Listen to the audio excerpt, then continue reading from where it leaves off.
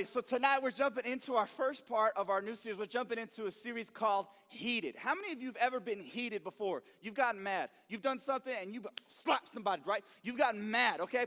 I'm just got some examples up here of some things that get me heated. One of the things that gets me real heated is how many of you, you go into a porta potty, like you go into a porta potty, it's already a sketchy experience, right? Like who here likes pooping, like using a porta potty? Right, nobody. That's just it's uncomfortable. Like you get in there, it's like a sweatshop in there. It's hot, it's nasty, it's gross. There's stuff on the floor. You're like, when was the last time this thing's been clean? It's just like a hole into the middle of the earth. It's blue. You're like, why is it blue? That looks scary. It's sketchy. You feel like someone will come up and grab you when you sit down. It's scary. But the worst part, the thing that gets me heated, is when you finally get seated and you're fine and you're good. You're like, okay, I can do this. You got hands pressed against the side because you're like, I don't want to do it. And then somebody starts shaking it. Banging on it, your friend starts kicking it. That's what I get heated. I'm like, stop messing. This is my time right now.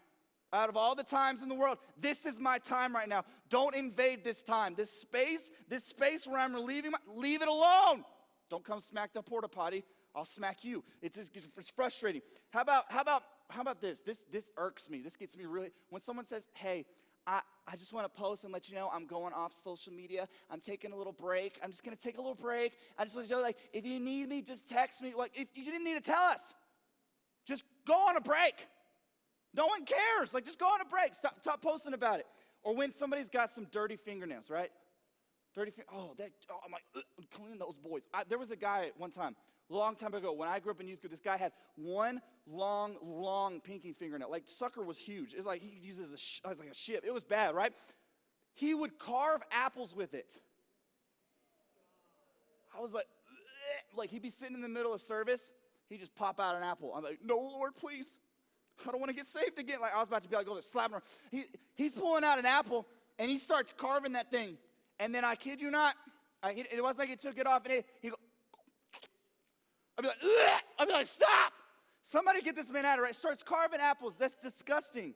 It's terrible. There was times in my life that I got super heated. Now, some of y'all, how many of y'all play sports? You play sports. You say, I've gotten heated. I've gotten heated during a game a little bit. I've gotten frustrated. Nobody likes to lose, right? But you want to win. There was this one time I was in this men's league soccer. I played soccer, and I loved it. It was like my escape. And one time we're playing this game with we're playing with a bunch of like adults, right? And there's this one guy that was consistently playing against us, and he was huge. Like Brian Sims big, right? He's huge, right? He's big. I'm like, why are you even playing soccer? You don't even look like the soccer type. I was like, you look like you should be a linebacker for the NFL. You're huge, right? And he was bad. He was real bad at soccer, but he could kick it like really hard. He had some power to it, and he would foul constantly. Now, how many of you have that friend that's like super confident? Super confident, no matter what they do. Even if they're the worst at it, they're super confident, right? You're like, dude, you're bad at it. He's like, no, dude, I got this. Ooh. And you're like, dude, you missed it again. No, I got it. Dude, pass me again. You're like, dude, stop. We're trying to play. Oh, I got it. Right? This was that guy. He would get so heated. He would get so frustrated during the game. He was that guy that when he missed a shot, it would just have like a tantrum. You ever know those people? You're like, grow up. What are you doing right now? You're like a 5-year-old. He'd miss the ball. He'd go over to the wall. He'd smack the ball into the wall. It'd bounce back out, and he would just give up on the play. You'd be like, dude, we're still playing. What are you doing? He'd go over to the wall. He'd smack the ball into the wall, and he'd go, oh. And you're like, what are you doing? You look like a dead fish. It's scary. I'd be like, oh, back up. I'd be like, oh, is he okay? He'd go over the wall and smack his head in the wall. I'd be like, whoa. Like, everybody needs to relax. This is like men's league. There's a 50-year-old man playing with us. Like, you need to relax, dude, right? Like, there's a guy over there who's like in his 60s. He's got 12,000 grandkids, and you're over here like missing the goal, and you're like, smacking his head and thing. So he gets real heated. He would like cuss at everybody all the time. He got super heated all the time. And every time I got the ball, I'm not the biggest guy in the world. I know. I try to act like it, but I'm not. I'm pretty small, and especially this time I was even smaller. And so he would run up on me like I was like a flower to a bull. Boom, he just stomped on me, power through me. It was terrible. And so I was like, okay, look. Next time he does that, I'll play a little bit differently. I won't play as strong. I'll just kind of get out of the way. And so I get out of his way. I'm doing pretty good. Anytime he touched the ball, I'm like, hey, I'm not going to let him touch it. No matter what, no matter when he gets the ball, I'm not going to let him stick with it. So the entire time, I'm like picking on him. I was doing plays that weren't even good plays. I was making decisions that weren't even good decisions because I was like, man, I'm so heated at this guy. He's so annoying. I want to make sure he has not a good time. I want him not even touch the ball. And so I'm making sure every time he touches the ball, I'm there. And eventually, the tensions build. You get heated. You've all played, many of you play sports. You get frustrated. It gets intense. And so I'm playing and I'm playing and I'm playing. I'm like, man, this guy's not touching the ball. He's getting more mad. He's slamming the walls. He's got blood dripping down his head because he's smacking his head against the wall. He's losing it, right? And so eventually, what happens is we start kind of exchanging words. Now, look, I'm going to be honest with y'all tonight. I've told this story before, but I never really told all of it. What happened is, man, we're exchanging words. He keeps cussing at me. He keeps saying stuff. He keeps getting mad. He gets more physical. And finally, I have a drive, and I'm about to make it. I'm like, dude, I'm about to make another goal. I'd already had a few that game, so I was all pumped. I was like, man, I can get like a hat trick or something. It'd be sick. And so I'm going in to shoot another goal. It's beautifully lined up. He's not even near me. There's nobody's going to stop me. And he shoves and slides at the same time, smacks me up against the wall. And that's where I got heated. And I always said that soccer was my escape, and so I used that excuse. So I was like, I don't have to be a Christian on the field. And so I'll be honest with you, your intern Ryan, I cussed at him. I said the first word that come to my mind. And so I called him a name, but then this was the mistake that I made, and I learned very quickly. What happened was we were up against the backside of the field, and I made the stupid decision to say said word at him, called him said name, and then I kicked the ball after the foul, and it went up. So where did everybody's attention go to? The ball. And I was by myself, and he was twice my size. And so the Hulk man, who was bleeding from his head because he was smashing the goal, turns to me, wipes the blood from his eyebrows, rubs it onto his chest, and starts coming at me. And I was like, I'm going to die. I thought, this is it. I start calling my mom. Mom, this is it. The plane's going. I was scared. I'm like, Mom, look, get ready. He runs at me, and thankfully the first time there was a wall behind me, and I evaded him. He slammed his head into the wall full strength. I was like, oh, I made it out, and I'm trying to run away. He gets back up, and now there's even more blood. He wipes both hands, rubs it on his chest, and comes at me, and I'm like, this is where I die. He grabs me. You know those cartoons where they get grabbed by them and they stop? I had never felt that before. I was older brother. I did that to younger. He did. Boom, I stopped, and I couldn't move. And I was like, oh, Lord. Boom, he rips me out, just starts wailing on me, wailing. And I'm like, help. I'm like, please, somebody help me. He's going to town. His blood's, I'm going to die, right? So I'm trying to evade Summer Landing. I'm like, oh. Then eventually the ref comes up and grabs him and pulls him off of me, and he says, he kicks him out of the game. But in that heated moment, I made one of the worst decisions I could have ever made, right? I said something I shouldn't have said, and it only made it worse. And then I got beat up. Somebody jumped on me. I had to have the ref come and save me because that dude was going to kill me. And so when we think of that story today, we're kind of jumping to that. Maybe you can think of your life in a moment where you've gotten heated, and because of your anger, because of not being able to control the situation, or maybe you thought something was unfair, you acted in a heated way, and then it resulted in some bad scenarios. Today we're going to talk about how to not be heated, how to be calm, how to be level. When we talk about that, we talk about in the story we see in 1 Samuel 20:30, it says, Saul's anger flared up at Jonathan, and he said to him, you son of a prostitute. Whoa, pause. It's his own son. He was talking about his wife that way. It's kind of jacked up. He's like, you son of a prostitute. And his mom's like, hey, right? If my dad did that in front of my mom, holy moly, we'd both be getting spanked, right? I'm like, I didn't even do it. She'd be coming in there with a brush. She'd be, what? Like, what'd you say, right? He says that about his own wife. That's how angry he is. I'm like, dude, you married her. You're the one. What? That doesn't make any sense. He says that about his own son. He's so heated. Have you ever gotten so angry at somebody? You've gotten so just tense that you said something, maybe it was at a friend or a parent, and you regretted it later, right? How many times have you been so mad at somebody coming like, hey, I'm just trying to help that day. What a thing. And he goes, listen, you son of, and you're like, whoa, you can't say that. You get so heated, right? Because that's what happened. What happens is when we get so heated, we see in this passage, Saul gets so blinded by his hate, he even lashes out on his own son who was only trying to help. We jump back in. It says, don't I know that you have sided with the son of Jesse, who's David, to your own shame and to the shame of your mother who bore you. As long as the son of Jesse lives on this earth, neither you nor your kingdom will be established. Now send someone to bring him to me, for he must die. Why should he be put to death? What has he done? Jonathan asked his father, but Saul hurled his spear at him to kill him. Just pause for a moment. Saul gets so angry.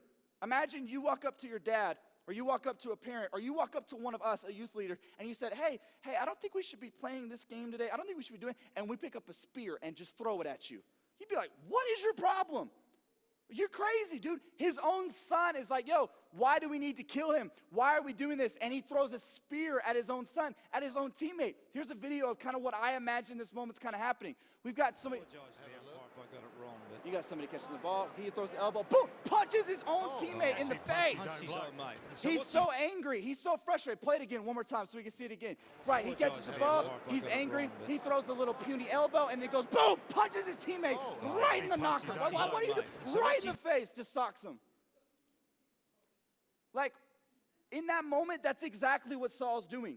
Saul is throwing such a big tantrum. He's so heated. He doesn't even realize the elbows he's throwing, and he throws a spear at his own son. Sometimes that happens in our own lives. You're like, wow, that's pretty extreme, but you do the same exact thing. We throw spears with our words. We throw spears with our actions. Next thing you know, somebody did something to us, and it was barely anything. Because we were mad, we now gossip about them or go, hey, I'm not friends with them anymore. No, because I was mad. I was tough. I'm a gangster, so I don't want to be tough. And they're like, whoa, relax. It's not that serious. When we represent Christ, sometimes it means that, man, we don't have the luxury to get heated and get so frustrated. Where the reality of it is that when you're a son and a daughter of Jesus, what happens is you have to have a different response. And so in this story, we learn two different approaches on how to deal when we get angry and we get heated. And see, this is the kind of the compass of what's happened in this story. David has killed Goliath, right? Most of you are familiar with that story. David kills the giant, and now he walks into the city, and people are singing the song and chanting it and dancing around and saying, oh man, Saul's killed his thousands, but David has killed his 10,000s. And so what happens, it says in Scripture that now his focus, Saul's focus now is no longer on what God has called him to do to be king. He's now focused on David, and he becomes obsessed with David. His heat and his anger blinds him, and so now he's obsessed with killing David that he throws a spear at his own son. That happens in our same lives as we get so frustrated or so heated with something that we get focused on somebody else. And so we're going to learn from this story today about how to deal when we get angry. We see David deals with it in a play that's patient, and we see Saul that tries to control something that he can't even attempt to control. So our main point, our tweetable truth for this thing is a calm shepherd is more powerful than a heated king. A calm shepherd dethroned a king. A calm shepherd was more mature, more stable, and had better actions than a king. And so in our same way today, maybe you feel like you're smaller. Maybe you feel less adequate. Maybe you feel like, man, I'm just in junior high, or man, I'm just now graduating high school, and you feel inadequate. But this right here proves, and we see in this story, is that a calm shepherd sometimes is even more powerful than a heated king. What can we learn from this story? What can we see? Well, number one, we see the problems of Saul. Number one, Saul allowed his anger and being heated to blind him from the plans of God. Now get this, Saul was anointed just like David. A priest came down and said, hey, this is God's chosen man. We're going to anoint Saul. And so they anoint Saul. Saul is now anointed by God to be the king. But yet what happens is anger and hatred and being heated blinds his vision, and now only he can see is getting David. Imagine that happens in your life.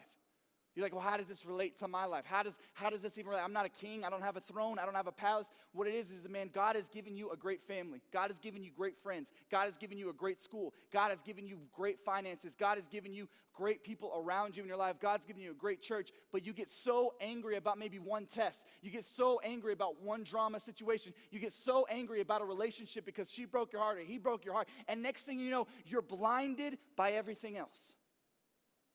You say, oh, I had a great life, but now she's not here anymore. Oh, I had a great life, but he's not here anymore. Or, man, I had such a great life. I was so peaceful, but I got to go to this school now.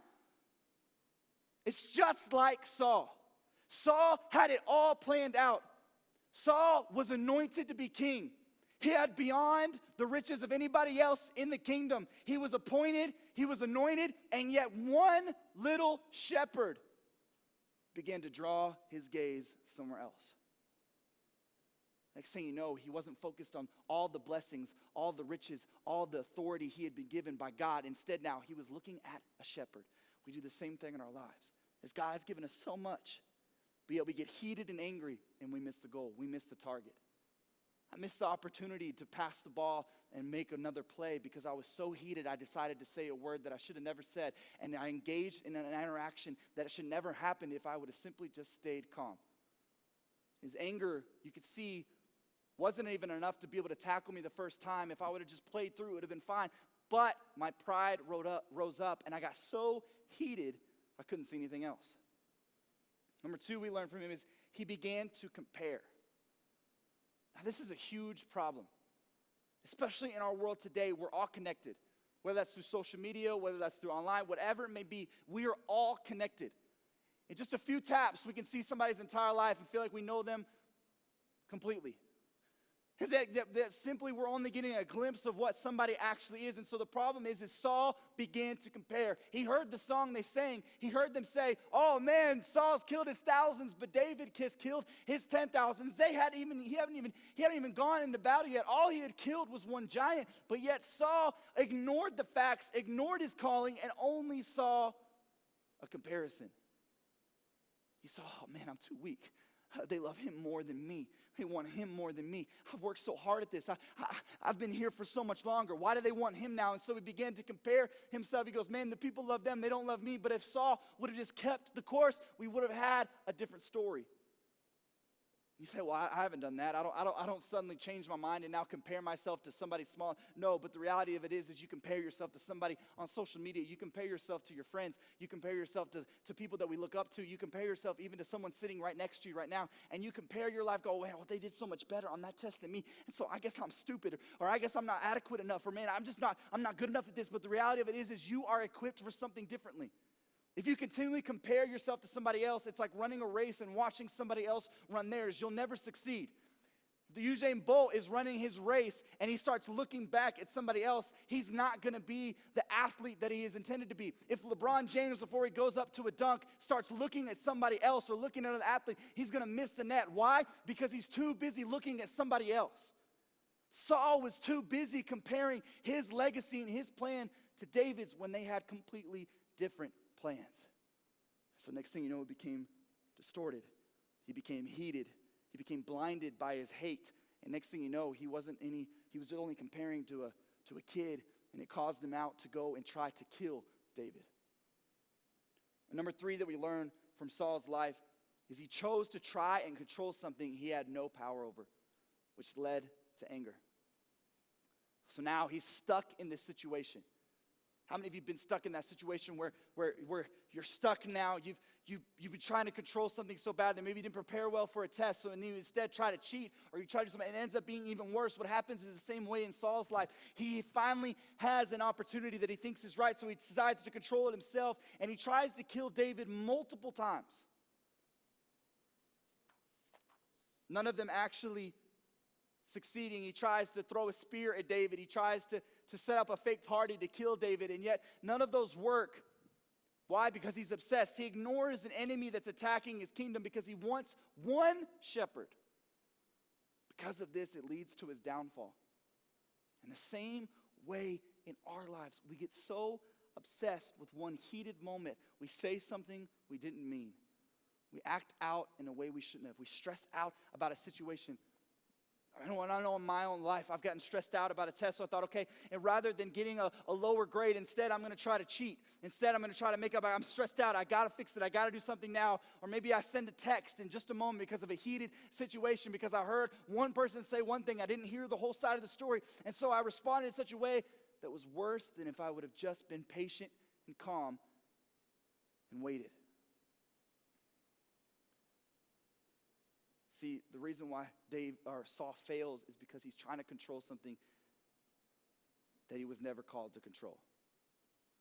He wasn't called to kill David. He wasn't called to even keep his throne.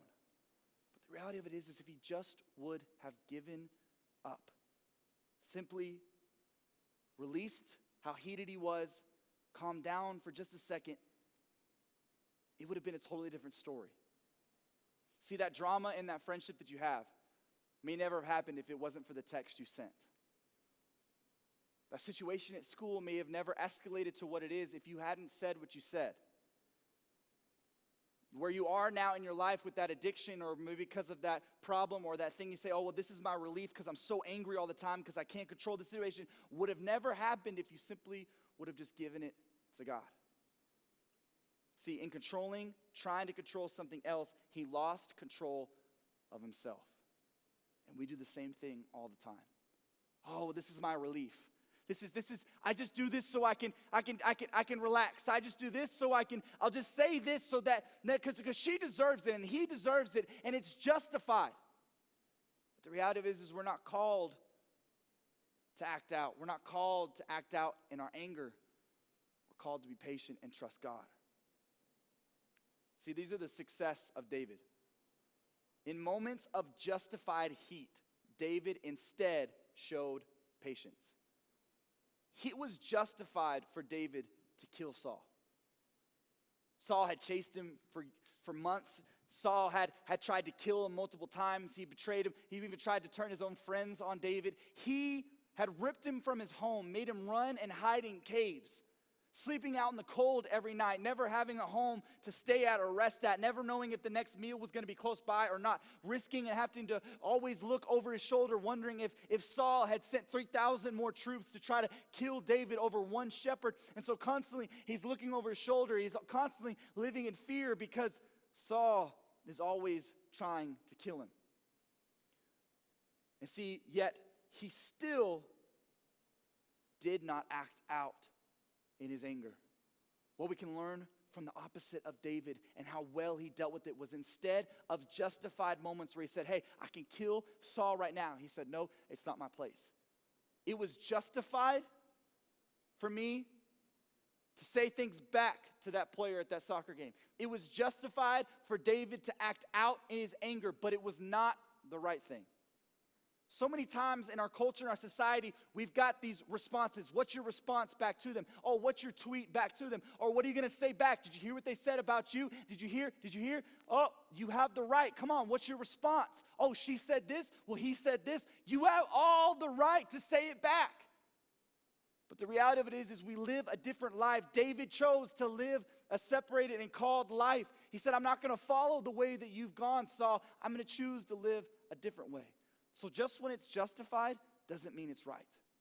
Just because your teacher is bad and just because she treats you wrongly doesn't mean it's okay to cheat. Just because your mom has said certain things or your dad has said certain things doesn't mean it's right to dishonor, and it may be difficult. Just because that person said those things about you or said those things behind your back, it doesn't mean it's justified to do the same. Because as Christians, we're called to be different. See, this is the story, and what we see in this moment is Saul goes one way that leads to his own death. He thought he responded in the right way, but David goes another way. He takes the humble route. He takes the calm route. He takes the peaceful route, and because of that, he succeeds in life, and he takes the throne without even having to kill Saul. I challenge you in this moment when you're thinking about situations in your life that you are justified, you have the right to be angry, you have the right to say something back, you have the right to be angry. Instead, I would challenge you to be peaceful. We see it in Jesus' life. When the Pharisees come up and they point their finger at Jesus and they say, hey, who do you think you are? Instead of him pointing his finger back like, I created you. Instead, he's peaceful. When the Pharisees hang him on a cross and they whip him and they scream at him and they spit on him, it doesn't say that he ripped off the chains and the shackles and then started pointing his finger back at them or whipping them back, even though it was justified. It says even in the Bible that as he hung on the cross, that the angels waited and were ready for the moment that Jesus said, hey, I'm done, I'm tapping out. It's now my turn. But he sat there peacefully, and he died for us to show us also an example, not just that he died for our sins, but as well to show us an example of what our response should be when people are heated around us. Our response isn't to clap back. Our response isn't to fight back. It should be to instead be peaceful and say, hey, I'm going to choose a different route. The next thing we see is he did not compare his life to others. What we see in this story is we see Saul, who represents this big bag, and we see David, who represents this small bag. Now, if I'm hungry and you want a snack, which bag do you want? You want the larger bag, right? You want the big bag. That has more value. But the reality of it is this illustration kind of illustrates what we do in life. What happens is we get caught up in the comparison game. We look at other people's life on social media, or maybe even at school, or just a little glimpse that we get of someone's life, and we go, man, they've got so much more to offer than me. They've got more. Their life is more expensive. They've got more things. They've got more talent. They're bigger than me. They've got more friends than me. They've got more followers than me. She gets way more likes than me. And so we compare our life to theirs. But just like have you ever gotten a bag of chips and it's like half air? It's frustrating. That gets heat. I'm like, dude, I paid. You go to the airport and you buy a bag of chips. You're like, dude, this is all I need. I'm gonna last this 12-hour flight, and it's like half air. They give you that little bag of pretzels and it's like 4 pretzels in there. It's just a scam. Like Spirit Airlines don't even give you anything, right? They give you like two pretzels in a little bag, right? You're like, oh, great. Now I'm gonna die of starvation on this flight, right? You get a bag of chips and it's filled with air. That's the same way. But the reality is this is Saul and David's life. Saul is this. It looks like he has more. He's been there longer. He's more qualified. He was anointed first. He's a warrior. He fought so many battles. He's been there longer. It was justified for David to compare his life to his.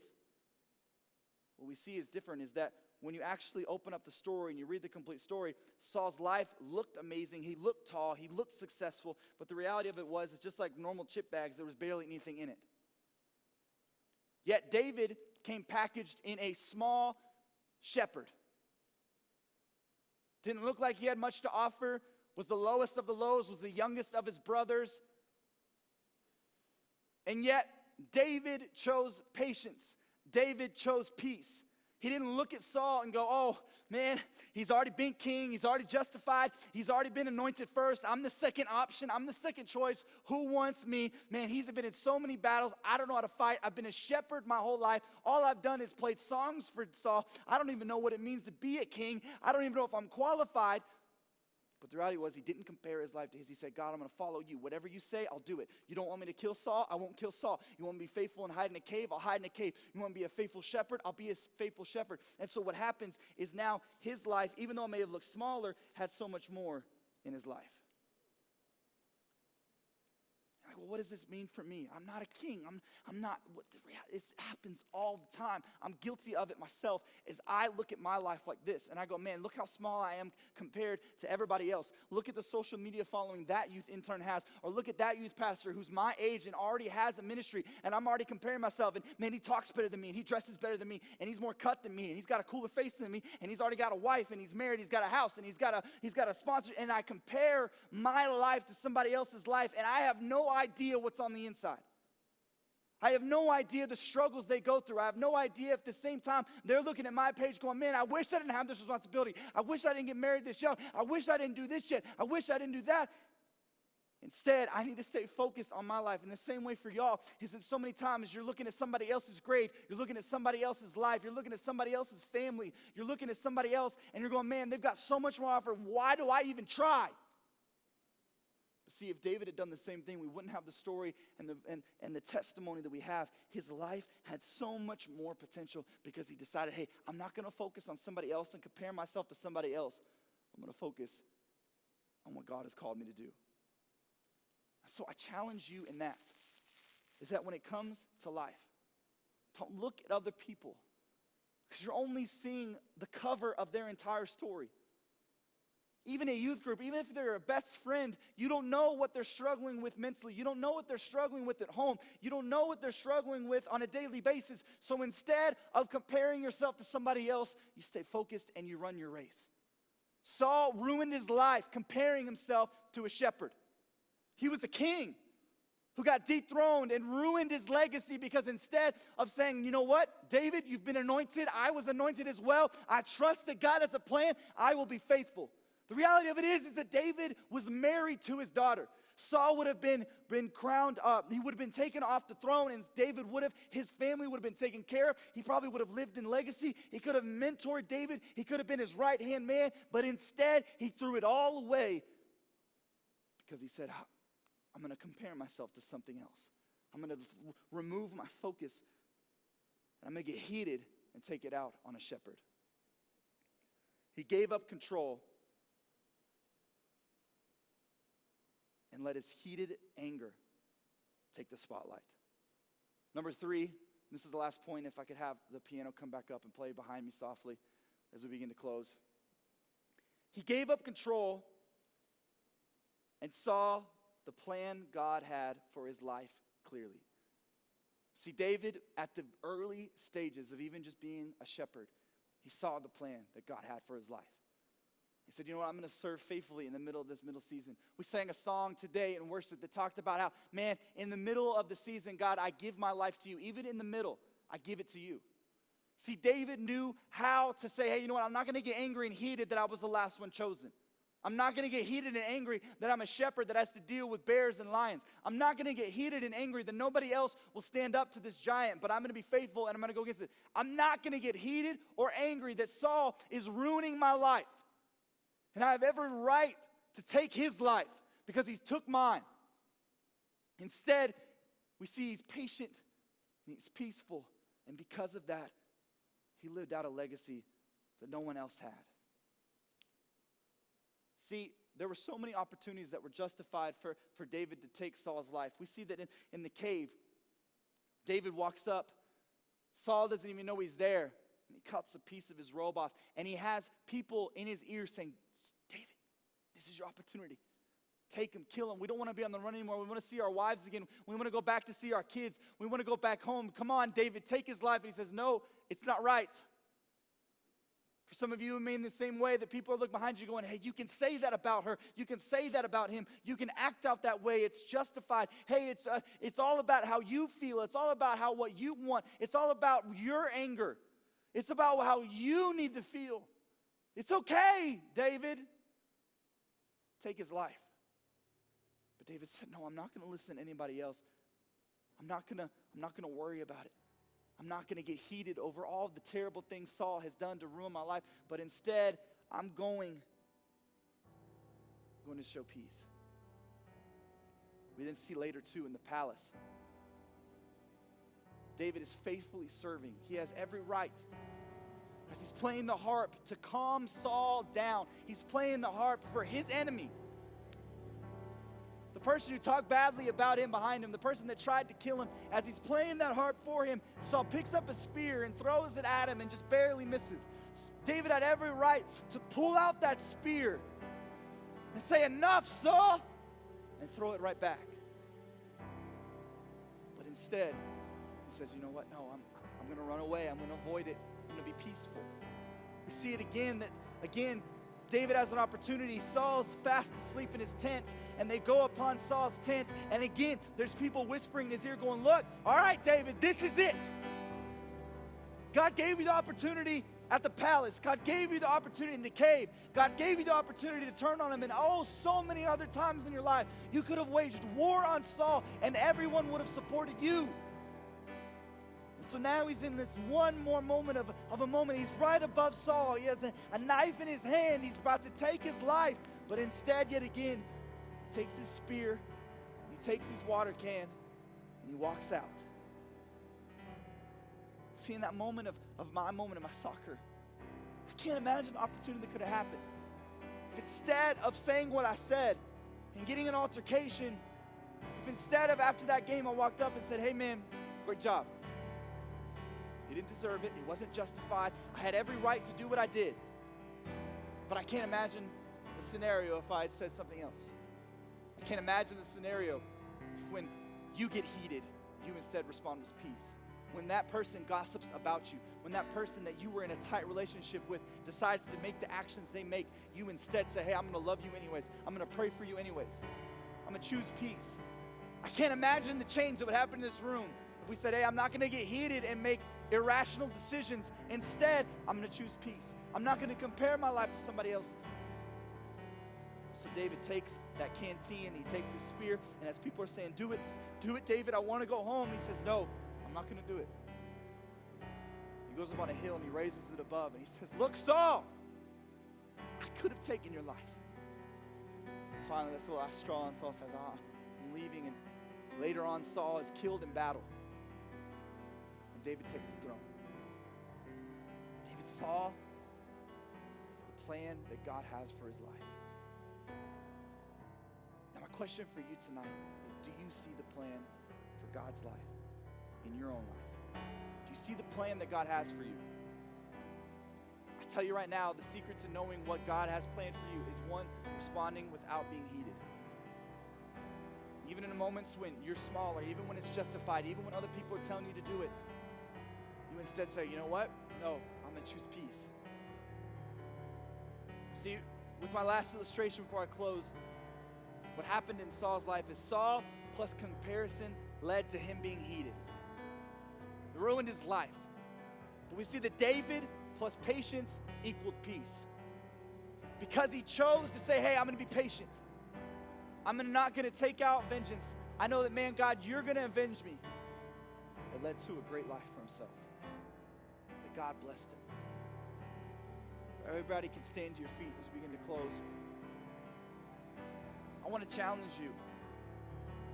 In a world that begs you to respond, in a world that says, hey, post it, don't care what people say, in a world that says, no, it's justified, they said something bad about you, in a world that says, hey, you can take out your anger, you can say what you want to say, you have the right. I challenge you to be set apart. Say, I'm not going to get heated and be blinded by my anger. Instead, I'm going to choose peace. Instead, when that person offends me, instead, when that person says those things about me, I'm going to choose love and peace and patience, because I know, just like David's story, it will lead to your plan, God. And I'm with y'all in that same moment, man. In the moments that I want to compare my life to others, in the moments when I want to respond to what somebody else has said about me, instead, I want to choose peace. So with every head bowed and every eye closed, focus on your life tonight. Where can you be peaceful? Where can you instead turn the other cheek? Where can you not compare anymore and just follow the plan that God has for your life? And not let anger and jealousy and comparison make you so heated that you miss the opportunity that God has. So God, I thank you. God, I thank you that you're so proud of these students. God, I ask that you take us to another level tonight. That, Lord, we would give you every aspect of our life. Just like that worship song said, Lord, if you're not in it, we don't want it. So we don't want to be heated. We don't want to be angry. We don't want to respond. We don't want to lash out, because if you're not in it, we don't want it. So God, we ask, Lord, that even tomorrow we would begin to respond differently. Then when we respond with patience, people would go, hey, why did you respond like that? It's because I know a man named Jesus who that had the opportunity to lash out, who had the opportunity to rip his hands off a cross and seek out vengeance, instead said, no, I'll take the gashes, I'll take the nails. He chose peace. So we live by his example and by the story that we see in the Bible of David. We live by their example and we choose peace. Even at work, even at home, even at school, even with our friends, Lord, we choose peace. And not to be blinded by how heated we are. In your glorious, glorious name, amen, amen,